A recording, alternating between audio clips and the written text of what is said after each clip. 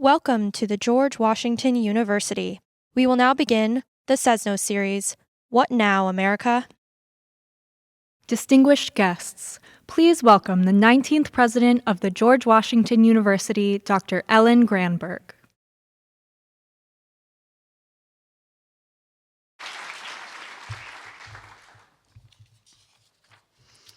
Well, good evening, everyone, and welcome to the George Washington University. Thank you so much for joining us for tonight's conversation. At GW, we are committed to creating forums like this where people come together for open and respectful dialogue. In fact, earlier today, I attended part of our 2025 Teaching Day, which was organized around that very theme, fostering constructive conversation. More than 100 GW faculty members spent the afternoon together learning how to foster positive and productive learning environments in their own classrooms. This work feels especially urgent right now, considering the terrible trend of increasing violence that has targeted people from across the political spectrum. Our democracy depends on finding ways to overcome divisions, to listen rather than shout, and to talk across our differences. And there have been times recently where that ideal can seem very far away. That's why tonight's discussion matters more than ever, and why I want to share a moment that showed me what these aspirations look like in practice. The day that Charlie Kirk was assassinated, GW's college Republicans faced a very difficult decision about holding an event that evening. Ultimately, for reasons of safety, they decided to cancel. But instead of retreating, something remarkable happened. And actually, at GW, maybe not so very remarkable. That very night, the college Republicans, the college Democrats, and the Young Americans for Freedom spent the evening together to talk about what it means to connect across differences of opinion, differences of belief, and sometimes incredibly strongly held belief. Out of that conversation grew a unity event developed by students and for students. It was designed to foster dialogue and bridge differences, and the Unity event, hosted just a few days later, brought people together from across the political spectrum to denounce violence and affirm the importance of dialogue. I could not be prouder of our students for their courage, their judgment, and their leadership, and all that they did gives me great hope. In many ways, they are fulfilling George Washington's vision for a national university here in the Capitol. He knew that our then young country needed such an institution to prepare future leaders, to expose them to the realities of government, and above all, to help overcome prejudice and partisanship. And of course, he was right, and we are still seeing his dream become a reality at GW. When our students take on the responsibility of leadership and choose dialogue over division, they are living proof of the power of George Washington's vision and the opportunities this university continues to provide to strengthen our democracy. I am so grateful to those students who stepped forward with courage and leadership. You showed us the way, and I know that you will continue to do so. I also want to thank GW alumnus and trustee Ted Siegel and his wife Meredith Siegel, whose vision and generosity made this series possible. They endowed the Sesno series because they wanted to invest in tough but vital conversations, conversations that explore our democracy, deepen our understanding, model civil discourse, tackle hard questions, and encourage thoughtful, respectful debate. I'm so grateful to both of them for their support, which strengthens GW's abiding commitment to debate and democracy and our ability to live out the ideals that George Washington envisioned. The Siegels are with us this evening, and so it is a special privilege to thank them in person. Would you please help me thank them with a round of applause?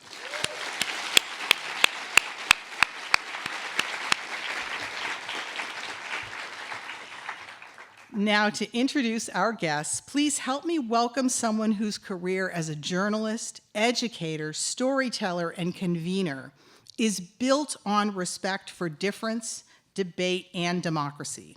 Someone who seeks out this sort of discussion because he believes that it can open eyes even as it opens minds. Please join me in welcoming Frank Sesno.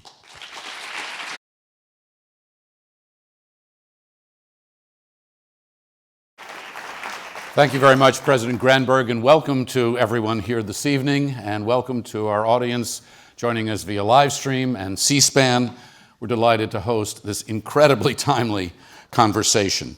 I also want to thank Ted Siegel as well, Ted and Meredith, for making this possible, our amazing tech team in the room that makes the lights and the cameras and the microphones and everything else work, Sarah Morissette, Jennifer Avellino, and Thea Lawson, a student who is working with this project and has made so much of it possible, and you'll hear her name later in the program as well.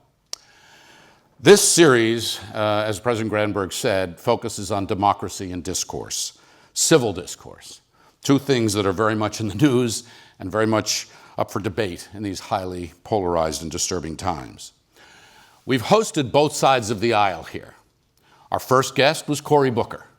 We had a great student focus group leading into a really dramatic conversation. Our next guest was Spencer Cox, governor of Utah, who's very much been in the news since the assassination of Charlie Kirk. He was here talking about his proposal, his plan, his hopes to disagree better.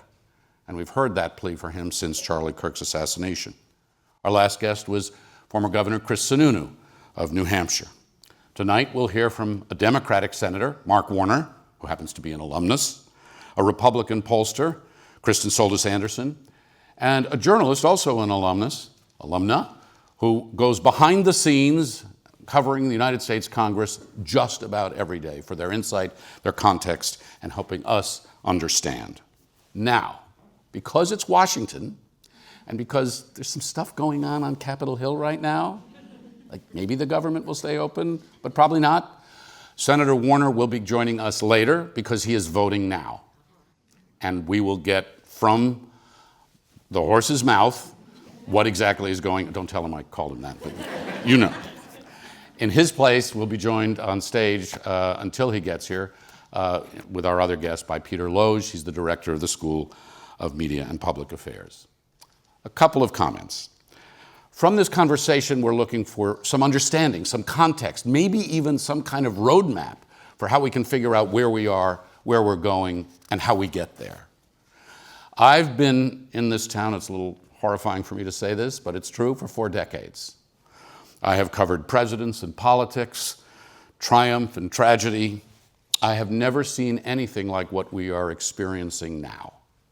Not in terms of its breadth, its speed, its reach, its impact, its divisiveness, and tragically, the violence that we've experienced, as President Granberg said, across both aisles, across both sides of the political divide.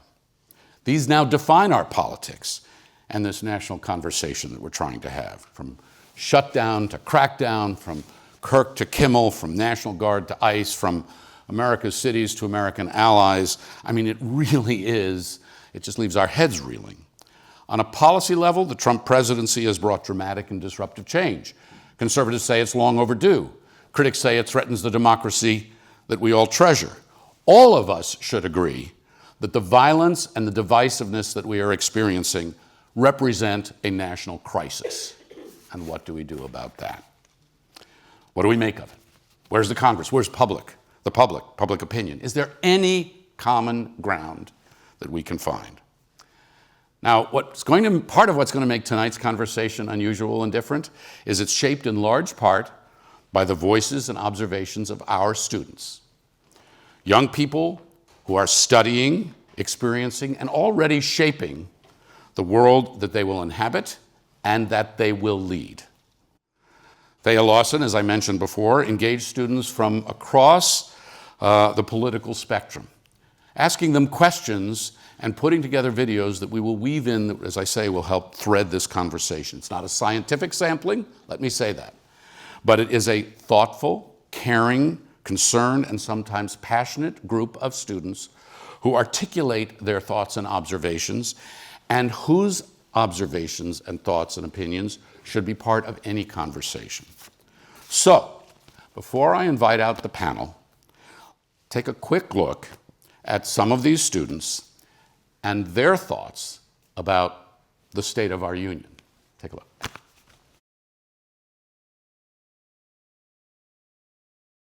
I hate the path that our country is on right now. I think a lot of people do, regardless of where you stand politically. I'm definitely worried that people are just becoming not even just more polarized, but are just getting so hardened in their views, and it's easier to find community if you have, extreme views. Political violence is one of the hallmarks of a declining democracy, which is really concerning. It's one of those early warning signs. You actually have the right to say or think whatever you want, even if it goes in the contrary of what the current administration thinks or says. Can I lose my job for saying something?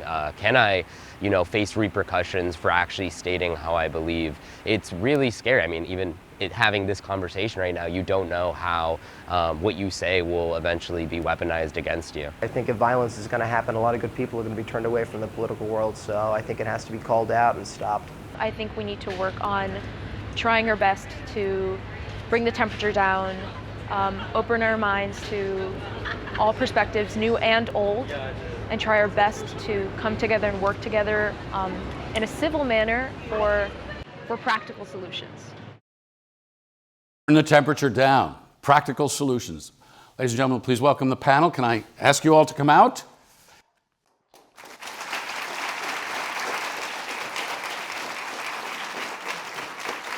Welcome, welcome. Have a seat. Thank you, thank you. Kristen, let me invite you to tell people one more line about you and the polling that you do. Oh, fantastic. Well, thank you so much for inviting me here. I'm Kristen Soltis Anderson. I am a pollster. 20 years ago, so not 4 decades, but 2 decades ago, I came to Washington as an intern, studying, wanted to be in political communication, but turned out I was okay at math.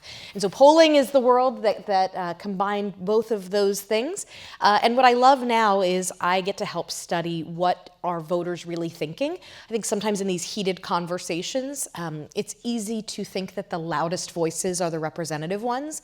And what I love about my job is to find what is truly representative of what people are really feeling. We are going to be tapping into that in a big way. Peter Loge, you've worked on the Hill, you've worked in lobbying, you've been around, you've also been in government shutdowns before. I have. I was deputy to the chief of staff for Senator Kennedy during the Clinton-Gingrich shutdown in the 90s. I was at a quasi-governmental agency during one of the Obama shutdowns. I've seen it from a bunch of angles, and no one enjoys them. They're no fun. And Marianna, you studied here, so we're glad to have you back.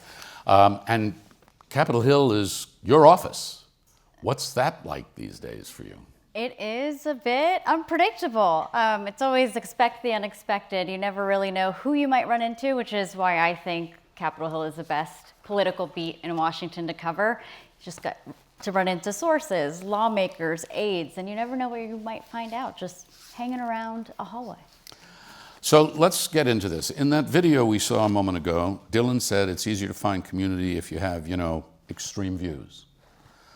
Roxy, violence is a hallmark of a declining democracy. Kieran, violence has to be called out and stopped. Avanti, bring the temperature down. Bring the temperature down. We're about to shut the government. What do you make of what you heard from those students and what's actually happening out there? We live in a time when people very much, the one thing that they agree on is that we don't agree on much. The one thing that is unifying is the idea that we are all very divided. People don't like it. The challenge is, what do you do about it? And frequently when I ask voters about the roots of our division, it's very easy to say, well, it's the other side that's doing the dividing. And so immediately the conversation about what do we do to fix it comes to a screeching halt, because if you believe that the fault lies in the other and therefore there's nothing that you personally or your side can do, it's really hard to get progress made. I did ask a question in one of my most recent surveys in the wake of the assassination of Charlie Kirk. I wanted to understand to what extent folks, but particularly conservatives, were feeling this sense of threat or feeling under siege, and whether they felt like this moment was one that called for unity or whether it is one that called for sort of digging in. And overall, voters in general think that this is a moment that should call for unity. This is the hitting rock bottom, let's all wake up and realize just how bad things are moment. But among conservatives, they're very alarmed and feel like this is a moment that to them exposed just how dangerous the other side is. And so rather than a moment to bring the temperature down, for them, they're more on alert than ever. Marianna, again, we're on the Hill and we're in the middle of what is likely to be the last hours before a shutdown. What are you expecting from this process? We have non-essential government activities will halt. There's talk about firing people when the government shuts down, which is different than when we had shutdowns before. There was no mass firing during previous shutdowns. What are we headed toward? Well, Republicans and Democrats, they are not meeting. They're not speaking to each other. And I think that's significant because even in past shutdowns, at least in these final hours, you would have leaders talking to each other. It obviously did not lead to a resolution, but those conversations aren't happening. We saw yesterday at the White House, it was the first time that Democratic leaders had actually met with the president. Anything come of that at all? No. If anything. What was the point? Well, it was hopefully what Democrats wanted was to be able to say to the president and also the Republican leaders in the room, hey, these are our demands. Republican leaders appear to have actually kind of swayed the conversation, tried to keep Trump on track because apparently he was open to having a discussion after the government gets funded on healthcare. So a lot of positioning at this moment in time. I actually do not know when or how this ends. And the reason why is because, again, these leaders are not speaking to each other. Both sides are incredibly entrenched. And I mean, we're hours away. There really does not appear at this time to be a resolution. I think it just speaks to the moment we find ourselves in. It doesn't mean that there aren't lawmakers who want to work in a bipartisan fashion. They do exist. And I will say they're usually not the ones who are tweeting the most or yelling the most on TV. They're working on other things behind the scenes. But again, in this moment, it's a political fight. Is anybody saying things to you privately?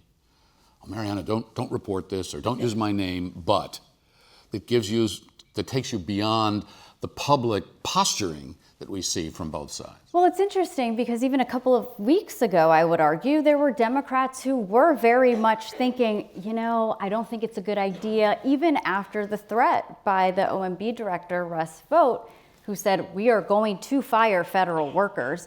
There were a number of Democrats who were worried about that. What are the ramifications of that? Especially Democratic leaders who represent the Virginia area, Maryland, home to many federal workers.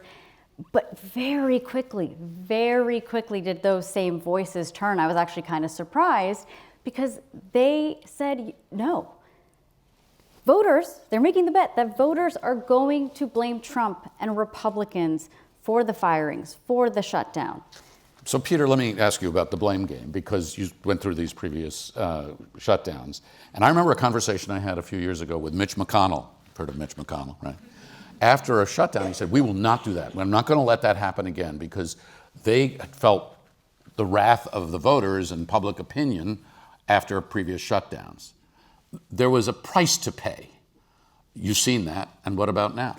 It's interesting what the price is and then how it manifests, right? Because I think Democrats aren't just worried about Republican voters, they're worried about Democratic primary voters. It's not public opinion that matters. The public opinion is broad and weird. It's which votes do you need in the next election and how can you get those votes that matters, right? So in the Virginia governor's race, which is in a few weeks, and Trump is definitely playing that. He's telling the Virginia voters, look, if you vote for a Republican governor, I will be nice to you. And if you vote for a Democratic governor, I will continue to punish you. Right, the president has made it clear that he's really targeting Democratic areas. So Democrats now are playing to Democratic primary voters to show they can raise money and they have something to say other than, which has been the message for a little while now.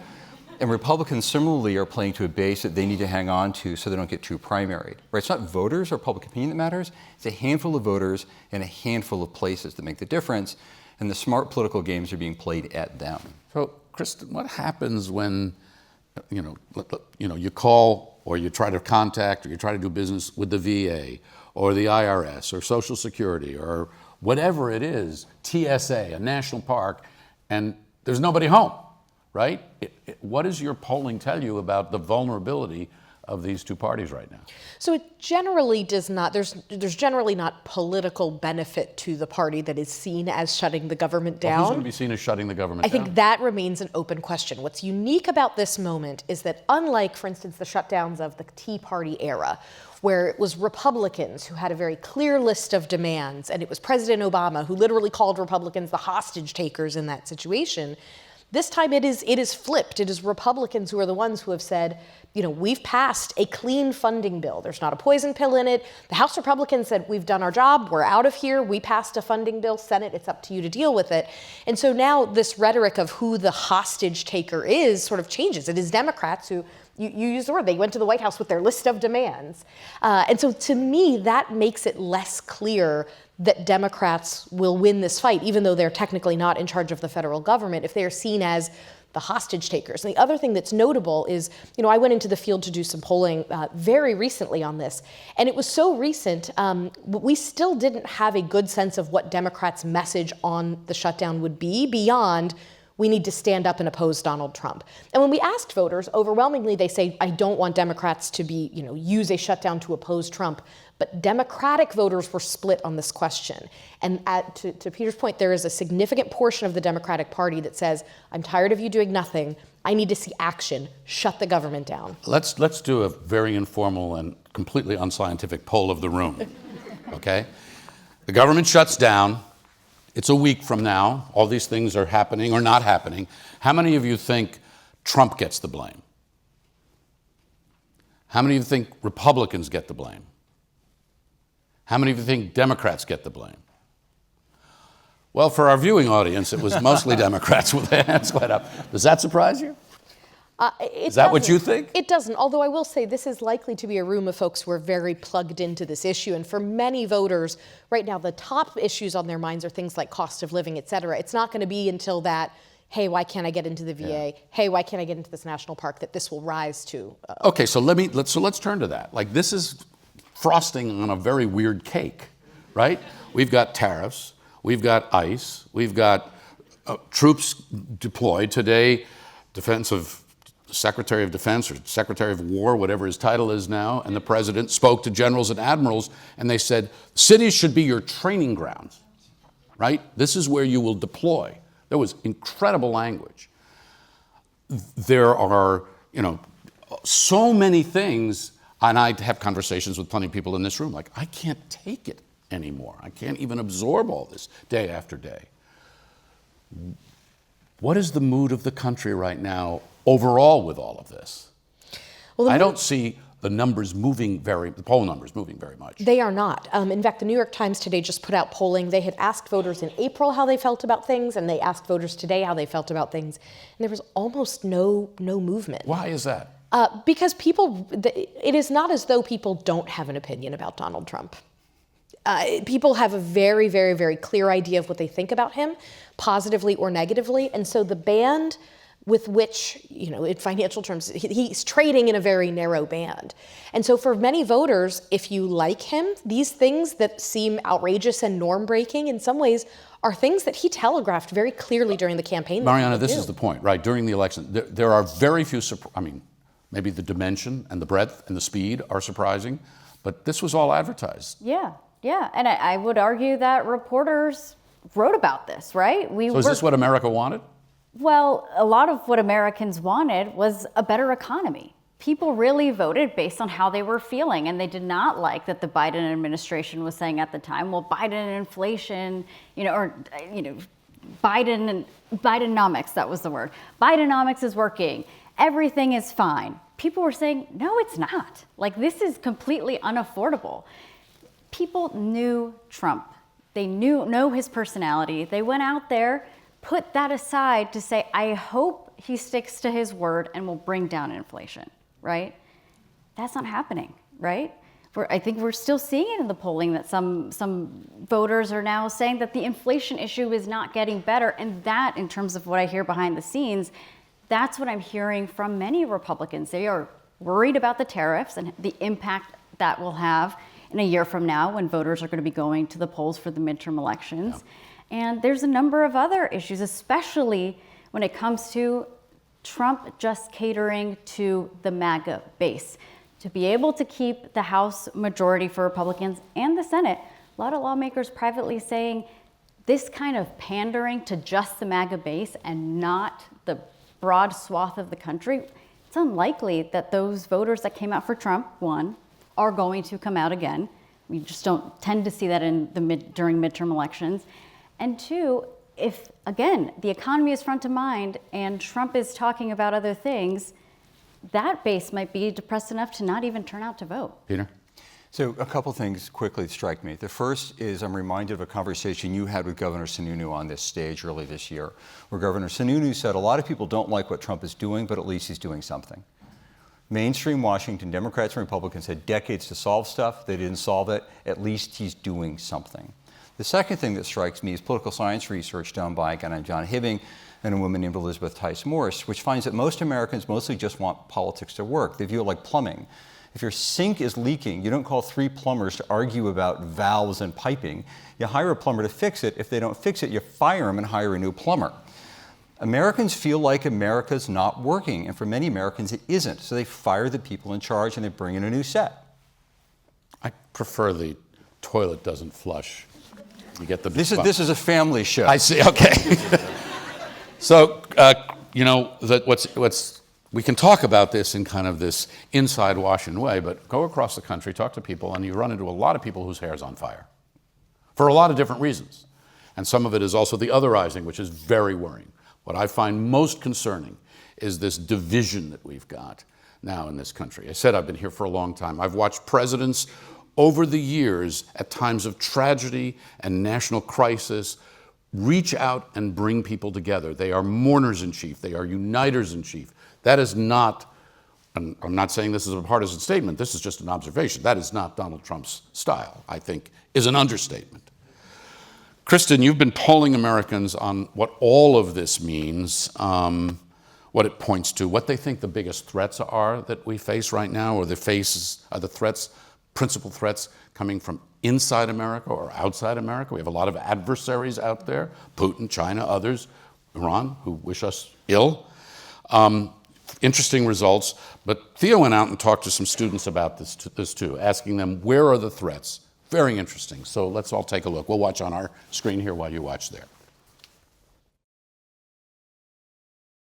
I think that the greatest threat right now is inside, and we've got to make sure that the extremes of each party don't win, and make sure that we kind of coalesce around our leadership and figure out how we can go forward and make sure that political violence continues to not be tolerated, and work with both sides, because I think both sides are ready to get to the root of this problem. The greatest threat to America today is polarization. Honestly, I think our greatest threat today is inside the country and not outside. I think a lot of us feel that the threat is from the inside, but there very well are, actors outside of the U.S. who can and are willing to take advantage of us when we're at our weak points, like we are now. The greatest threat to America is America. It's always been that case. We have this idea of taking America back, undoing our history, moving in a direction that doesn't promote the most opportunity for the most amount of people. And in that respect, I think it's coming internally. Coming internally. Greatest threat to America is America. And that's what voters have to say as well. I asked this question in one of my most recent surveys, and the way we framed the question was, which of the following do you agree with more, even if neither is perfect? The greatest threats we face are from within the country in the form of things like polarization, division, political corruption, dysfunctional cultural trends, or the greatest threats from outside, in terms of threats from Russia, China, and Iran, and by an absolutely cavernous margin, 70-something to 20-something, Americans said the biggest threat was from within. Interestingly, it was Republicans who were the most likely to say the biggest threat was from the outside, but even there it was only about a third saying they feel the biggest threats are from beyond. And this is a pattern. If you look back, Gallup has been asking Americans over decades what they think the top issue is facing the country.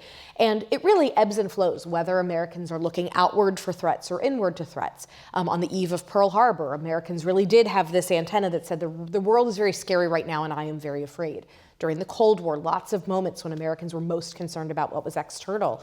But what's fascinating now is it's not as though voters think the world is at peace, that we are in some kind of glorious moment when there aren't threats from outside. They just think that the call is coming from inside the House in a terrifying way. When you talk to members of Congress and their staffs, and you talk about anything that touches on this, why aren't our elected representatives focused on how people feel, that the threat is from within, and that they, as elected representatives, actually have a responsibility to do something about that? Politics, unfortunately, right? Because it really is one of those conversations that is incredibly difficult. I think it depends on who you ask. Many lawmakers will say that our foreign enemies want to take advantage of the divisions happening in the U.S. So the response is, well, let's counter the enemy out there. There's not as much focus on national healing. There's a feeling, many lawmakers know. I mean, right after the death of Charlie Kirk, my goodness, it felt like a tinderbox inside of the Capitol. It was just so emotional. One, Democrats and Republicans grieving the state of the country.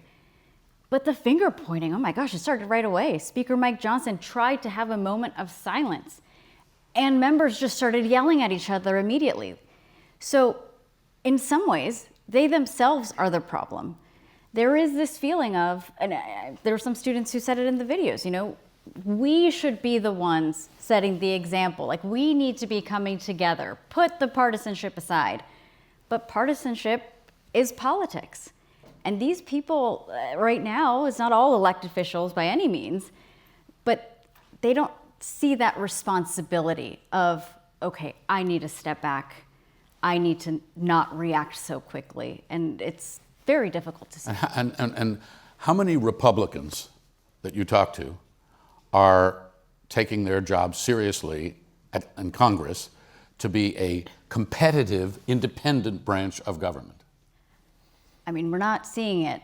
There's been many different times in which we could have. I think, again, talking about what I hear behind the scenes, I think tariffs is one of those the biggest it's issues really for Republicans. interesting. Yeah, Marianna, in the first Trump administration, right, you heard from a lot of Republicans who said, this guy Trump, whisper, whisper, whisper. Right. Are they gone now, willing to stand up to him?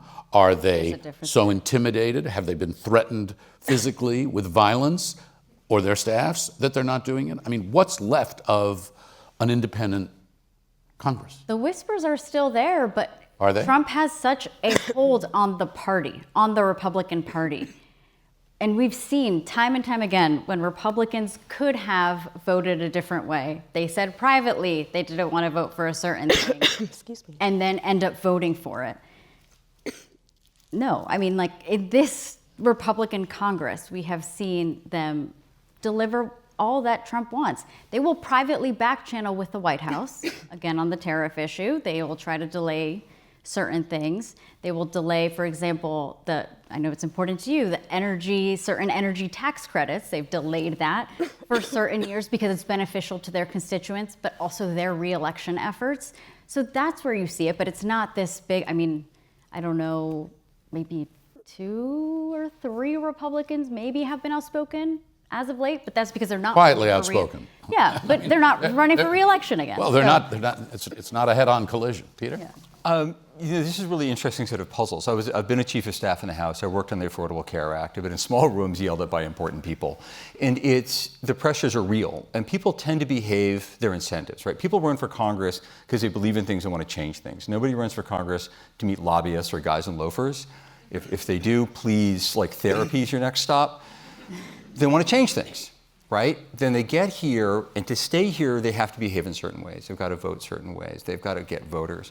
And at this point, the political incentive, if you're a Republican, is to not really get on the wrong side of President Trump. As long as Republicans are more afraid to oppose Trump than to support him, they will continue to support him. Once they feel like electorally it is more dangerous to support him than oppose him, they will start opposing him. But at this point, if you disagree with President Trump out loud, he will threaten to revoke your FCC license. He will sue you if you're the New York Times. He will threaten funding. And that's a really tight box to be in. And asking a Republican member of Congress to stand up, oppose a lot of their voters, who are going to come out to primary, really anger the president of your party, maybe send policies sideways you really believe in. You might really believe in a lot of these policies and think they're terrific. They say, you know what? A bunch of people in the School of Media Public Affairs at the George Washington University would like you to do us a solid. That's really hard. And you know in your heart, like, I want to do the right thing. I don't know how. And if I do stand up and if I lose, someone worse will get reelected, right? A Democrat will get reelected who did all these crazy things, or somebody even more conservative. So that there's actually a logic to that. So you behave that incentives, as we all do. All right, Kristen, I have a question from the audience, from Matt here, to this point. Where do congressional Republicans, do you think, draw the line between independents and Trump? At what point is the Republican Party indistinguishable from Trump? Does the line even exist? It's a great question, and I apologize. Thank you for letting me indulge in my, in case of emergency, break glass cough drop. Oh dear, well please. I'm all okay? good, I'm fine. I just got some water down the wrong way. It's a good question because it really raises this notion of, when you send a member of Congress to Washington, what is their job? Is it their job to directly represent the will of their constituents, hell or high water, or is it their job to sort of allow the job of decision-making to have been outsourced from their constituents, to where they say, leave it to me, you have entrusted good judgment to me. And I think we've really seen a shift toward this very direct, my constituents want it, so my hands are tied kind of approach. And my job as a pollster is not to say, I don't think politicians should be listening to their voters.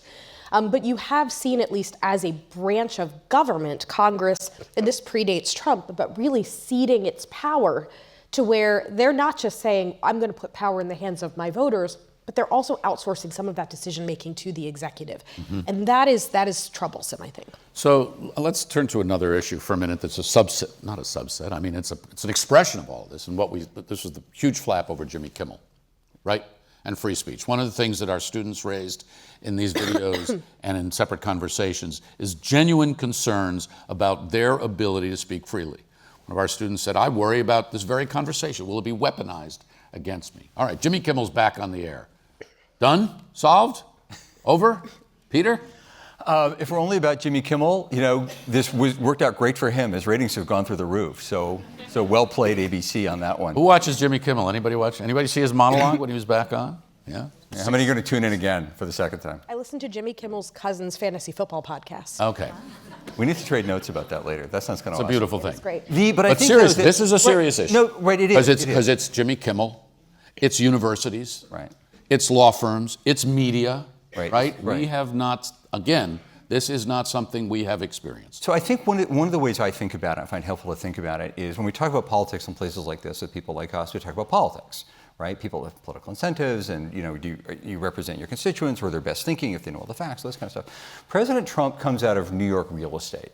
He's a casino and resort developer. That's a sharp-elbowed industry where you maximize what you can get out of a deal while hurting your business opponents as hard as you can. Anyone who's bought a house knows, well, I'll tell you what, I'll buy the house, but you have to reimburse me for replacing the gutters. You have no intention of replacing the gutters, but you want the check to replace the gutters. That's a logic to it. Gutters, the plumbing, there's a thing. There's a thing. If any of you, by the way, know good, I'm going to need a home repair, apparently, is what's going on here. But then he has this TV show, right, which isn't real, but it's unscripted and it's real-like, and his persona on the TV show is hard-hitting, sharp-elbowed, I'm going to extract the most, I'm going to squeeze the most. So of course that's what he brings to the presidency. It makes sense. It's worked for him. This is who he is. And this is who a lot of voters voted for. They like this. They like someone who's willing to stand up and just talk like a person and not, some weird AI chatbot of what they think a politician should look like, right? So this is completely unsurprising. Unfortunately, the U.S. is not a casino development.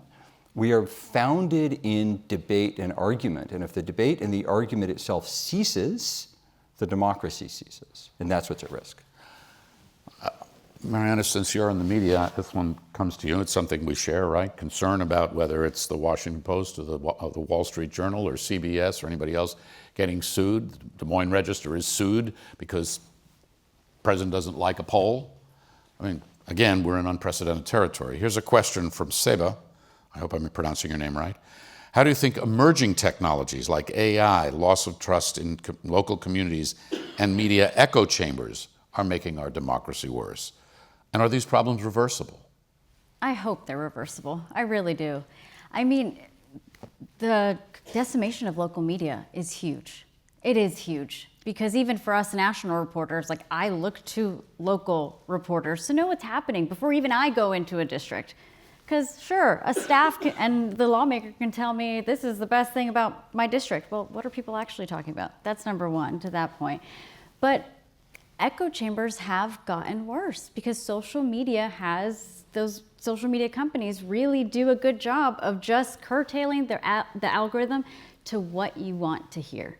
So it just feeds more and more. And I remember this from class here 10 years ago about echo chambers. But truly and seriously, it's like you as a person have to remove yourself from that content and try to see what people on the other side are reading, are consuming, to kind of get a sense of where the country is, what conversations are people happening. And I really do get the sense, whether it's lawmakers or sometimes even talking to voters, they have no idea what the other side is thinking, why they even think a certain way. The reason they don't, in many cases now, how many of you partake of, Instagram or Facebook Reels? Okay, lots of hands. So I made the mistake some time ago, because I'm interested in old cars, in looking at a 1962 Chrysler. My dad had one of those. It was kind of a cool car, right? In about 1 nanosecond, my reels are filled with cars from the 60s, right? Well, if I had been looking into, make it up, election conspiracy, vaccines, whatever, my reels would be filled up. That's a different kind of echo chamber than we've talked about in the past. Mm-hmm. That's different than talk radio or talk television 100%. Or everything else. I don't know, Peter, how we get people out of those places. And when we're thinking about our democracy and what we can do to turn things around, maybe we just compete more loudly in that real space, but people have gone to their corners and they're staying there. I'm not sure either. I hope that wasn't. Is this like a quiz? Am I? No, it's. So I think that's a statement, not a question. So I think there are a couple of things going on here. One is we are in the echo chambers. For me, it's Little British sports cars, so I feel your pain, but they're Triumph TR6s. But that we can do a couple of things. One is all of us can just be better people, right? Most of politics, most of the time, isn't name your big national issue. It's stop signs. It's who's picking up the garbage. And that has nothing to do with Congress. That has everything to do with your city council member. Pay attention to that. Talk to your neighbor. You don't have to talk about big things. Like, hey, I brought you some cookies. How are you feeling about Ukraine, right? You can just say, welcome to the neighborhood, here's some cookies, and we're good, right? A friend, a former Turker fellow here in SMPA, Kristen Grimm, lives in Bozeman, Montana. And she hosts concerts on her porch. And they're neighborhood concerts, and people come and they hang out in their community. One of my frustrations with Democrats, and I say this as somebody who's spent a career in Democratic politics, is we're dying for the magic bumper sticker. Who's the magical messenger who's going to, like Brigadoon, every 7 years come out and like sing the song? When really what Democrats, I think, should be doing, what candidates should be doing, what voters should be doing everywhere you are, is what matters here.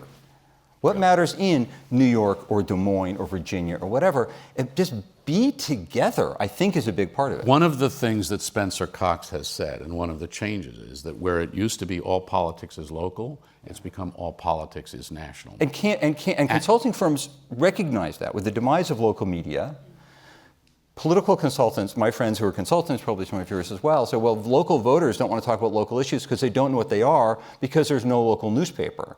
What local candidates want to hear about is the conflict in the Middle East. So now local campaigns are being run on national issues because voters think that's what's going on because there are no local media and they don't talk to their neighbors. You have been, some of your work has been looking at just how polarized we are, how local, how national this stuff really is. And you've also done a lot of work looking at younger voters and where they are. So tell us about that. How How polarized are we, and what is it actually that polarizes us? Yeah, so the good news is that our polarization is not that half of America believes one thing, half of America believes another thing, and there's nobody in the middle. That's absolutely not what I see in the data.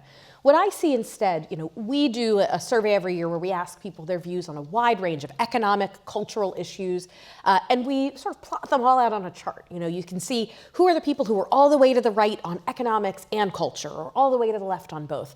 And very few Americans are all the way out on the edges on all issues. The vast majority, about 2/3 of them, take a little of column A and a little of column B. They're conservative on some things, but they're progressive on others. And I think that's a very good sign. That means that we have somewhere we can start, that even though we just have two parties, we don't have two factions that don't have anything in common with one another, even in terms of policy. What makes me worried, and I think this information environment we've all been talking about feeds into it, is that voters feel a sense of powerlessness. Their expectations for what they want government to deliver are not being met, and they don't feel like someone like them or their side has the upper hand or is getting things done. If you talk to your Republican friends and you ask them, do you think that Republicans are powerful and influential these days? They might say sort of yes to that question now, but certainly over the last decade, they would mostly have said no. And even now, it would be a tenuous yes. They would say, well, we do have the White House, but Democrats control the media. They control the culture. They control the schools. That's where they're brainwashing the kids and so on and so forth. And that Democrats are the ones that they got rid of the filibuster. When they're in charge, they know how to use the rules to their advantage. We're always weak and divided. And then you go talk to your Democratic friends and you go, do you feel in charge? And they're like, what are you talking about? I wish we had somebody like a Mitch McConnell who knows how to wield power effectively. Republicans are the ones that control all the levers. They're the ones that have the big money, and they're the one, and so on and so forth it goes. And so right now you have a moment where voters feel like their side is always losing, and the other side is always bigger, badder, and more powerful than they are. It's how you wind up with conservatives really believing that there are, like, progressives just want to completely remake this country and brainwash all the kids, or vice versa. It's how you wind up thinking Ron DeSantis wants to turn the state of Florida into a theocracy. These heightened messages where all of a sudden you see this and it's fed to you and it really triggers the lizard brain threat response, fight or flight. And it is, I think, enhanced by the fact that when we are on social media, there's lots of good things that can come from social media. We can bond with people who have similar interests with us that have nothing to do with politics. We can learn lots of interesting things. Like, there are plenty of good things about social media, but it's typically sending you things that make you feel, not think. And if that's how we're getting most of our information, that's going to activate that lizard brain a lot more than might be healthy for a democracy. In the focus groups that you do, and you listen to people, where do you see people connecting across difference?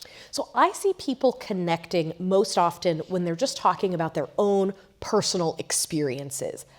Wow, can you believe this is how much this cost? Here's this thing I did to try to make ends meet better so that we could go on family vacation. And someone who might disagree with them on lots of other things. Hey, that's a really good idea. This is what I did to try to make it work for my kids to go on vacation. It's those other things that are outside of politics, that politics has crowded out, which is where I find people have the most connection. I mean, one of my favorite things about focus groups is you'll meet with people in a room and they'll have maybe a contentious conversation. And then everybody, as they're getting up to leave, first of all, they're sad that the focus group wasn't a taste test, that it was instead me asking them about weighty national issues. But then they'll often say, that was a really good conversation. I liked that I actually got to talk to other people. And then they'll bond over non-political things as they walk out of the room. It's really interesting. I did a project some years ago for public broadcasting. You remember that? And it was a program called A Public Voice. And there were a series of forums across the country over this period of a year on big issues, immigration, education, class, whatever, where citizens got together and they talked. And what was discovered, what was clear in these conversations is identify the issue, lay out stake your claim, debate it, and then can we find some common ground on this? But that third leg, that finding the common ground, did not exist in the political conversation in Washington or in the media because the focus is on the conflict. Let's go to the parties here. Zachary asks, you mentioned in midterm elections, do you think partisan redistricting would be enough to overcome voters' frustrations with the economy and keep the Republicans in control? Prediction time. Oh man, I mean, I do firmly believe, as a House reporter, that gerrymandering is contributing to the problem of the politicization that we see in the House. The reason why? You have less swing districts, and that's what we're about to see. I do think that some Democrats will be able to win in Texas, and if California goes through with their redistricting, there are some Republicans in California who will be able to hold their seats. It really is going to come down to what other states end up redistricting. But the less swing districts you have, the less moderate members you have, the less willing lawmakers want to sit across from each other and negotiate. Like that, the art of negotiating, the art of bipartisanship is really non-existent. Right, and the more lockstep the district is, the less that district is going to reward compromise. They want you to stand your ground. So when Thea went out and talked to students, another question was about the parties. What role do the parties play? What should they be doing? So let's take a look at that. I would like to see more of collaboration between both of the parties. I would say the future of the Republican Party is very bright. I'm very excited. I have no idea what the future of the Republican Party holds. Trump is this charismatic figure that has captured so much of the country, and when he leaves, whenever that is, I don't know how that population responds. I think the Democratic Party is at a real soul-searching moment right now. I think we have a lot to work out and discuss internally. If the Democratic Party doesn't look in the mirror, I think problems are going to happen. I think their approval rating is low for a reason. I hope that as more elder statesmen age out and younger politicians come to the fore, we will be able to make some changes. That's the question I want to put to Senator Warner when he gets here, about aging out. But what is the direction of our parties and the public expectation of what those parties should be? So parties are in some ways very weak, weaker than they've been in a long time, because it used to be that the party apparatus was very important for setting the message, setting for the agenda, here's what we stand for, and that has all been fragmented in 800 different ways through the media environment, through someone like Trump coming in and being like, oh, Republican establishment, you don't like me? Guess what? Too bad. I'm in charge now. And so the parties themselves are fairly weak, even in a moment when it feels like, if you look at voting patterns in Congress, willingness to break with one's party there is very low. I do wonder about the future of the parties and these interesting generational divides that we're seeing. There are big divides on the right and left between their older and younger members on things like foreign policy. Mm-hmm. What should America's role in the world be? What kind of leaders do we want? I do wonder, a Republican Party post-Trump, there are so many things about his appeal to the median voter that are just not replicable. They are rooted in the casino developer TV sort of thing, and that other people try to put on a Trump costume, talk like him, seem like they'll sound like him, and it never quite lands right. That I don't know what the future of the party is post-Trump. It's certainly more populist. It's certainly tougher talking. I don't think that we just wave a magic wand and we're magically going back to some era of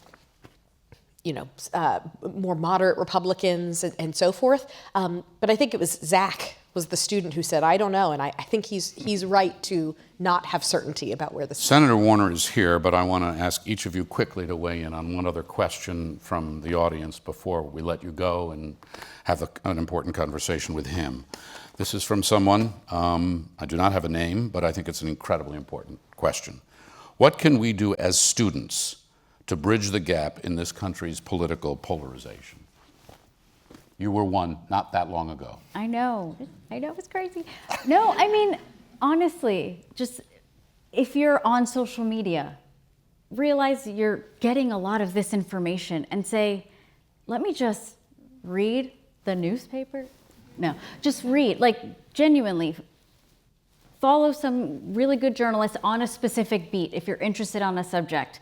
And also see what the liberal media might be writing about it and the conservative media. Try and get a much more fulsome view of the debate, of the conversation. Okay, that's knowing, but what should they do? I think that's a really important point. We can all read different media and we can make friends across the aisle, but the structure of politics has us voting for our colored shirt we're wearing.